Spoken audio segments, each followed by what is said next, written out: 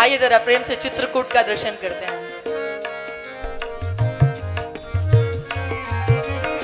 श्री राम जय राम जय जय राम, श्री राम जय राम। दोनों हाथ से ताली की सेवा करते हुए श्री राम जय राम जय जय राम, श्री राम जय राम जय जय राम। देवास वालों इसलिए झूम करके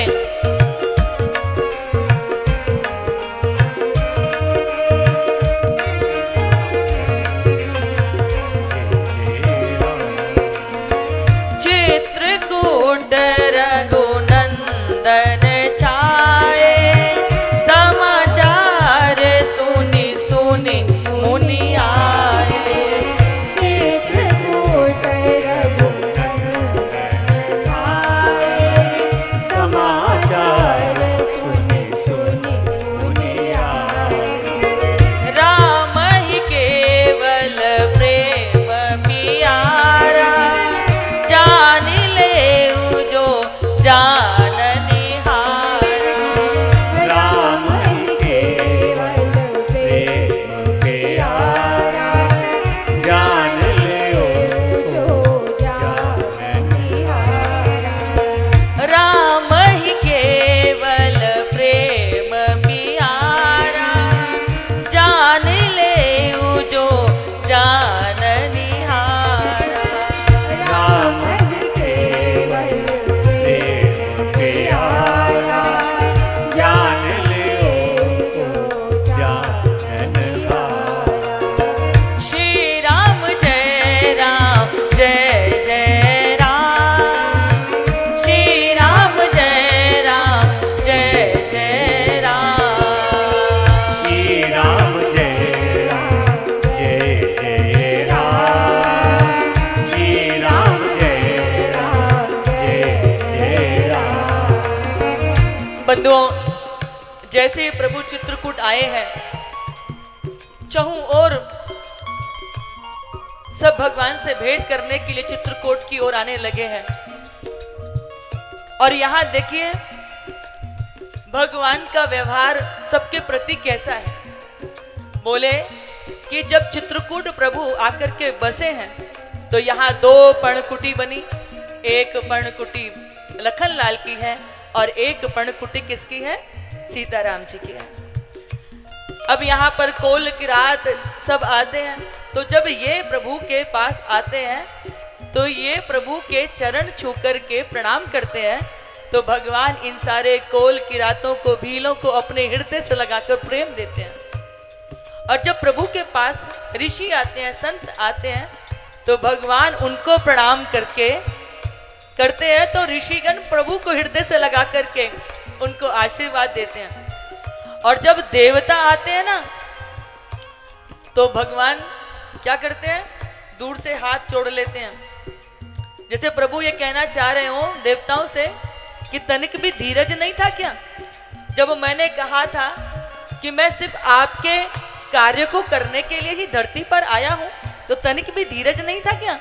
क्या जरूरत थी सरस्वती की मति को खराब करने की? क्यों उनके पीछे लगे? और सरस्वती के पीछे ना लगते तो वो मंत्रा की मति क्यों खराब करती? और मंत्रा की मति खराब ना होती तो वो कैकेयी की मति क्यों खराब करती? और कैकेयी माता की मति खराब ना होती तो दो वचन ना मांगे होते और ये स्थिति ना होती। जब मैंने कहा था कि मैं इस धरती के भूभार को हरूंगा, तो धैर्य नहीं था क्या? इसीलिए भगवान ने दूर से ही हाथ जोड़ लिए। जैसे तुलसीदास बाबा कहने चाह रहे हैं कि जब व्यक्ति दूर से हाथ जोड़ लेता है तो इसका मतलब होता है कि अपने घर जाओ, दूर से प्रणाम, कि आपसे तो दूरी अच्छी है। तो यहाँ देवताओं के साथ भगवान ने दूर से ही हाथ जोड़ लिए हैं, जबकि संतों को प्रणाम किया तो संतों ने गले लगाया, और जब भीलों ने प्रभु को प्रणाम किया तो भगवान ने भीलों को गले से लगाया है। और बंधुओं, यहाँ सारे ये जो भील है ना, ये जो सारे कोल भील बानर जितने भी हैं, ये प्रभु से कहते हैं कि प्रभु आप हमसे सेवा क्यों नहीं लेते? भगवान ने कहा नहीं, हम आपकी सेवा नहीं लेंगे। तो वो कहते हैं क्योंकि हम अछूते हैं, क्योंकि हम छोटी जात के हैं, इसलिए आप हमारी सेवा नहीं लेंगे। प्रभु राम ने कहा अगर मेरे हृदय में ये भाव होता तो फिर मैं आप लोगों को हृदय से क्यों लगाता। मेरे हृदय में ये ऊंच नीच छोटा बड़ा कुछ नहीं है।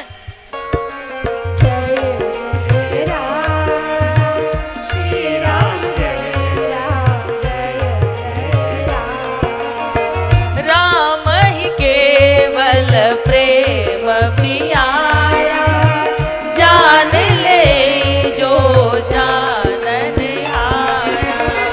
राम ही केवल प्रेम प्यारा जान ले जो जानने आया। प्रभु राम को केवल प्रेम प्रिय है, हिंसा प्रिय नहीं है। बोले जब तक आप जीव जंतुओं को मार करके खाओगे, हाँ आपके कर्तव्य बुरे हैं। मैंने सुना है कि जब लोग निकल के जाते हैं तो आप लूटपाट करते हो, लोगों को मार देते हो, जो है जीव जंतुओं को मार करके खाते हो। जब तक आपके जीवन में ये दुर्गुण रहेंगे तब तक मैं आपकी सेवा नहीं लूंगा। या तो आप मुझे चुन लो या फिर आप ये बुरे कृत्य को चुन लो। तो वो सारे बानर कील बरात कहते हैं, वो सारे भील कहते हैं कि प्रभु पुरुष और प्रकृति कभी अलग हो सकती है क्या। बोले वो तो नहीं हो सकती। जो हमारी प्रवृत्ति बन गई, जो हमारी प्रकृति बन गई, अब वो कैसे छूटेगी। जिसे मारने काटने की आदत पड़ जाए, जिसे चुराने की आदत पड़ जाए, वो चोरी की आदत छूटती है क्या। तो प्रभु कहते हैं तो फिर ठीक है, तुम वो चोरी करो, मारकाट करो, परंतु मैं तुम्हारी सेवा नहीं लूंगा। मेरी तुम्हारे के साथ में किसी भी प्रकार का संबंध स्थापित नहीं हो सकता। तो वो सारे जो भील हैं वो कहते हैं कि प्रभु अरे आप हमारी पूरी बात तो सुन लीजिए। हमारे स्वभाव में चोरी करना आ गया है, हमारे स्वभाव में जो है मार काट आ गया। आज से हम मारेंगे तो सही, चोरी तो करेंगे, लेकिन हम मारेंगे किसे। जो हमारे हृदय के अंदर काम क्रोध लोभ मोह है, हम उसको मारेंगे। और प्रभु आप जब यहाँ सत्संग सुनाएंगे, जब आप कीर्तन करेंगे, तो हम उस आनंद के रस को चुराएंगे, आपके नाम के उस भाव को चुराएंगे। चोरी तो करेंगे लेकिन हम आपके नाम की चोरी करेंगे।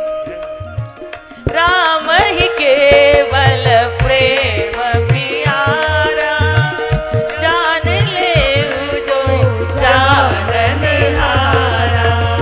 राम ही केवल प्रेम प्यारा जान ले जो जानने हारा। राम ही केवल प्रेम प्यारा। बंधुओं, यहाँ प्रभु जब से चित्रकूट में आए और सुबह प्रभु उठते हैं, अपना संध्या वंदन करते हैं, तो यहाँ सारे जो ये भील हैं प्रभु के लिए पूजन के लिए सामग्री ला करके देते। फिर इनके लिए सुंदर स्वादिष्ट फूल लेकर आते, हाँ, और फल लेकर के आते, कंद फूल लेकर के आते। फिर उसके बाद में ऋषिगण आ जाते, भगवान उनके साथ सत्संग करते, वो जाते, फिर ये सारे कील किरात आ जाते। अब फिर सत्संग होता और फिर प्रभु शाम को कहते कि अब आप अपने अपने घर जाओ, मैं संध्या वंदन करूंगा। और जब संध्या वंदन करने के बाद प्रभु जब एकांत में होते, अकेले समय मिलता, तो जब प्रभु को अपनी अवध की याद आती है ना, तो भगवान की आंखों में बारी यानी कि आंखों में उनके जल भर जाता है। प्रभु को आंखों में आंसू भर के रुदन करते हुए जब सीता मैया देखती तो सीता जी को भी रुदन होने लगता। और जब सीता जी और राम जी को रुदन करते हुए लखन लाल देखते तो लखन लाल की आंखों से भी अश्रु बहने लग जाता। प्रभु राम अपने आप को संभालते कहते कि मैं सबसे बड़ा हूँ, मुझे सबको संभाल के रखना चाहिए, बल्कि मुझे देख करके सब रोने लग जाते हैं।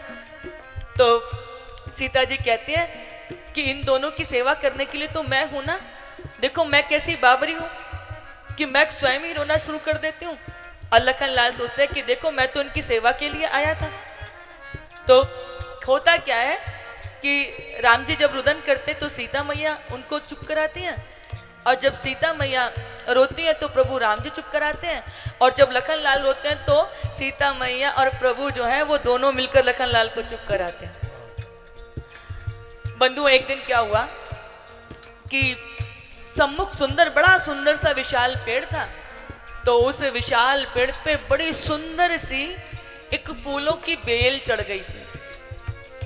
तो पर्णकुटी पे प्रभु सीता जी के साथ बैठे हुए थे, लखन लाल दूर बैठे हुए थे पेड़ की छांव में।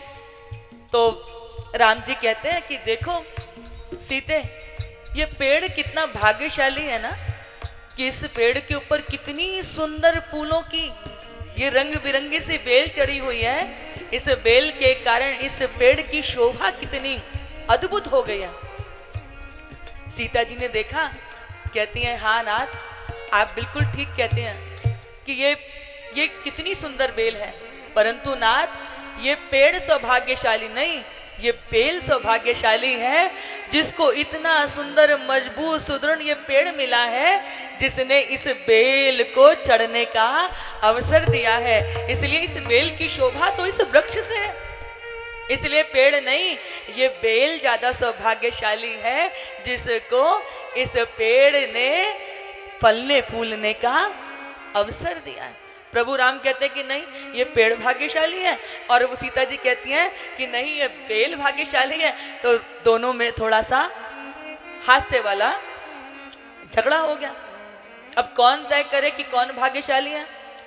तो उन्होंने कहा कि हम लखन लाल से ही पूछ लेते हैं कि कौन भाग्यशाली है। लखन आप बताओ कि पेड़ भाग्यशाली है कि ये बेल भाग्यशाली है? मैं कहता हूं कि ये पेड़ भाग्यशाली है, क्योंकि इसको इतनी सुंदर ये बेल मिली जिसके कारण इसका रूप निखर के आ गया, ये बहुत सुंदर दिखाई दे रहा है। और सीता जी कहती नहीं, ये बेल भाग्यशाली है, क्योंकि अगर ये पेड़ ना होता तो ये कैसे फलती फूलती। अब तुम ही न्याय करो। लखन लाल बोले कि प्रभु ने अच्छा मुझे फंसा लिया, अब मैं किसका पक्ष लूं? यदि मैं प्रभु राम का पक्ष लेता हूं तो मैया सोचे कि देखो दोनों भाई एक तरफ हो गए और मुझे अकेला छोड़ दिया, और मैं माता की तरफ जाता हूं तो मैं प्रभु को उदास करता हूं, निराश करता हूं। और लखन लाल अपने स्वामी को कैसे निराश कर सकते हैं? तो लखन लाल कहते हैं प्रभु, ना ये पेड़ भाग्यशाली है और ना ये बेल सौभाग्यशाली है। इस पेड़ और इस बेल की छाया में रहने वाला ये लखन सौभाग्यशाली है, जिसे पेड़ और बेल की छांव मिली है। जिसे सीता राम का आधार मिल जाए, जहां सीता जी और राम जी का सानिध्य मिल जाए, तो फिर कुछ हो सकता है क्या उससे सुंदर? सिया राम ही आधार, जाने सारा संसार। ये तो सीता राम जिसे चरण मिल जाए, जिसे सन्निधि मिल जाए, समझो सारे विश्व का उसको आधार प्राप्त हो जाता है। हाँ,